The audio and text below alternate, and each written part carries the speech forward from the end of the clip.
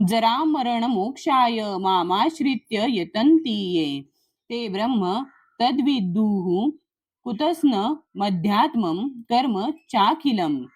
29. जरा वार्धक्यातून मरण आणि मृत्यू, मोक्षाय मुक्त होण्याकरिता, माम माझा, आश्रित्य आश्रय घेऊन, यतंती प्रयत्न करतात, ये जे ते असे व्यक्ती, ब्रह्म ब्रह्म तत त्या, विदू ते जाणतात, कृतस्नम सर्व काही, अध्यात्मम अध्यात्मम अध्यात्म किंवा अध्यात्मम अध्यात्म किंवा दिव्य कर्म कर्म च सुद्धा, अखिलम संपूर्ण. जरा मरणातून मुक्त होण्याकरिता प्रयत्न करणारे जे बुद्धिमान मनुष्य आहेत ते माझ्या भक्तीद्वारे माझा आश्रय घेतात. वास्तविकपणे ते ब्रह्म आहेत, कारण त्यांना आध्यात्मिक क्रियांचे संपूर्ण ज्ञान आहे.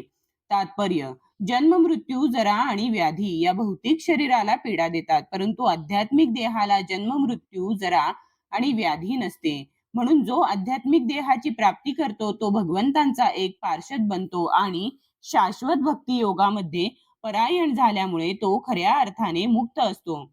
अहम ब्रह्मास्मी, मी ब्रह्म आहे असे सांगितले जाते की मनुष्याने आपण ब्रह्म आत्मा असल्याचे जाणले पाहिजे. या श्लोकात सांगितल्याप्रमाणे जीवनविषयक ही ब्रह्म संकल्पना भक्तीमध्येही आहे.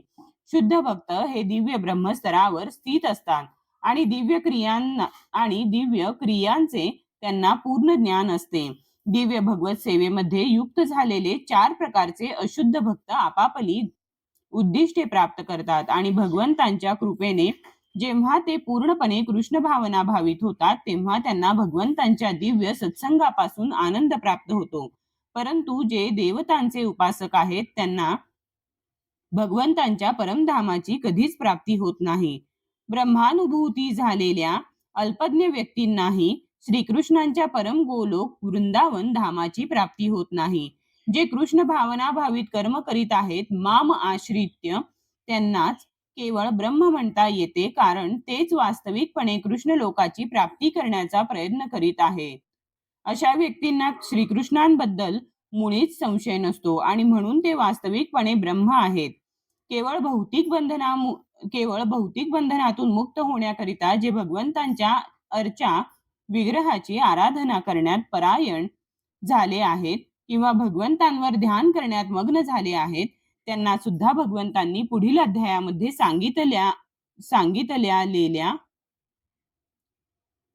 ब्रह्म, अधिभूत इत्यादींचे तात्पर्य कळते.